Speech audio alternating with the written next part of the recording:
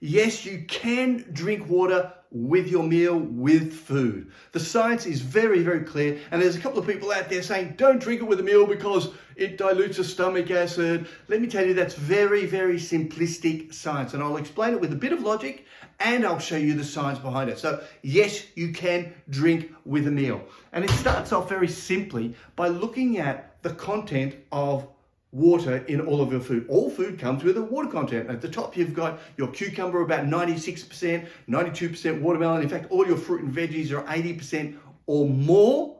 So there's a whole heap of water in it. Does that mean you shouldn't be eating them? Hold on, because you've got water in them.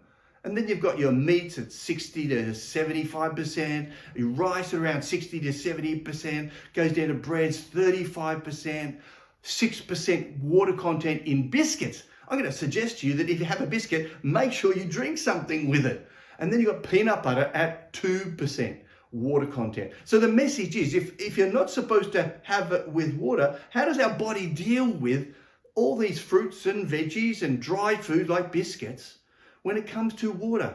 And the simple answer is, and the science is very clear and it shows that it adjusts it. So first of all, we've got the water content. I suppose the other best one in water content is, should you have this bowl of food here and make it into a soup? Now, if you make it into a soup, you're probably consuming 2 or 3 cups of water with it.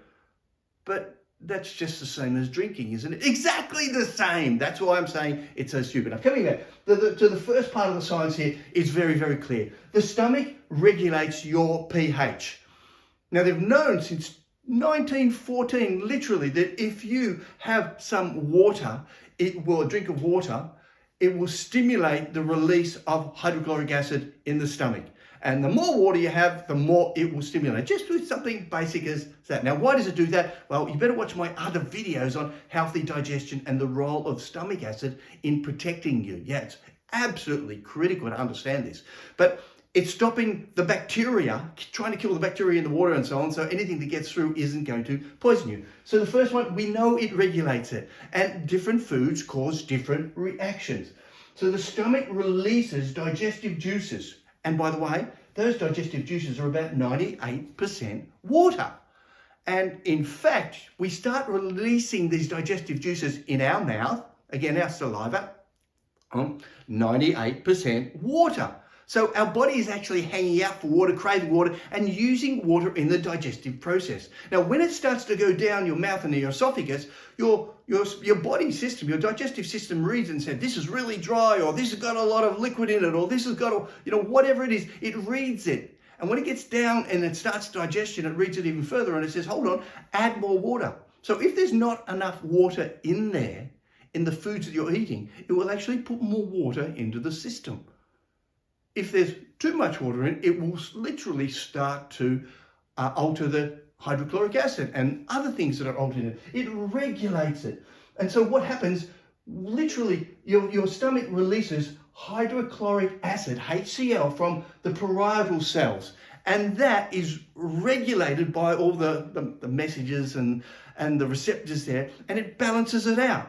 Now, what's fascinating is this happens minute by minute by minute by minute. So if you have a glass of water, your body will read it a minute or two later and say, okay, I now know I don't need to produce as much water. Maybe I need to produce a bit more hydrochloric acid. And it does it almost instantly. In fact, what's more important, much, much more important than water, is what's called the buffering capacity of food. This is all about the pH, remember? The pH is so critical in digestion. You need acid in your stomach. You need a pH to be able to digest and send the signals around your body. You need it, absolutely. And again, I've got excellent videos on my YouTube channel, so check that out. And the food buffering capacity. So I've given you this one. Water has a very low buffering capacity. So if I add a little bit of acid or alkali to the water, it changes it to become acid.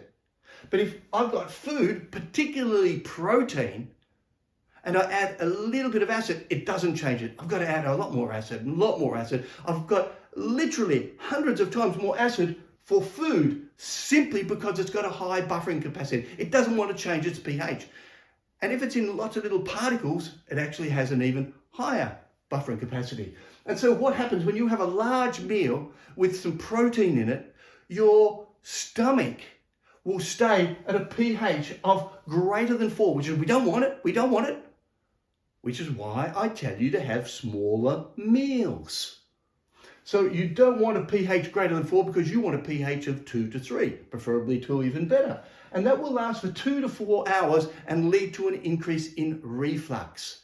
So smaller meals, more acid, it's got less buffering capacity, it needs less acid, it can digest it faster, and you end up with less reflux. Well, what a win-win situation.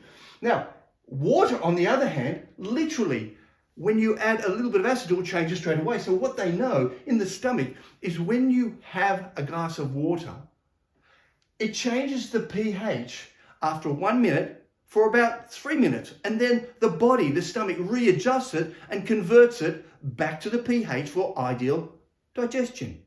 And it's easy to do. It doesn't have to add too much hydrochloric acid because it doesn't have a strong buffering capacity.